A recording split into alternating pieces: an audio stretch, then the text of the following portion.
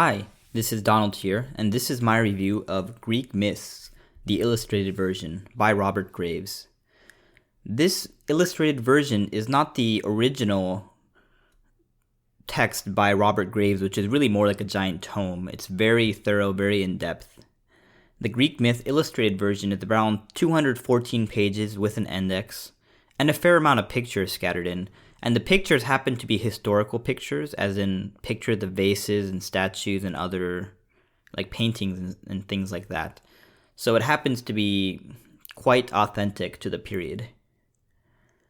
This version is quite easy to read, I'd say, and is very thorough in terms of how many stories it tells. I did wish it was a little bit more detailed, but that's more of a personal thing. The amount of detail is not insignificant, though, for sure. You'll get more than just the gist of each story. That being said, there are hundreds of different characters in these Greek myths, and for some people it might be nice to get a little background of every single character that pops up, which this book just didn't have the time to do. This book was pretty easy to read, I'd say, for all the age groups. I also thought none of the content got too explicit. And it starts at the beginning, needless to say.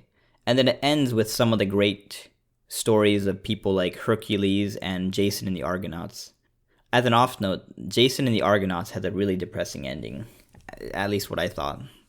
The book is slightly oversized, and it has a lot of room for pictures. The text isn't crammed in too much. It's well laid out. It's well divided. It's easy to get around places. It has an index as well. I think this is a great book to have. Would I recommend this book? Yeah, I would definitely recommend this book to all ages. I think it's probably a little bit easier to read than the original, which I haven't read the original, but from what I've seen, it seems like it's 500 plus pages and very academic and in-depth. I also think that if you combine this with maybe Edith Hamilton's Greek mythology book, you're in pretty good shape for your mythology collection, at least in terms of the Greek heroes. There are definitely more stories told in this novel than just the Edith Hamilton version.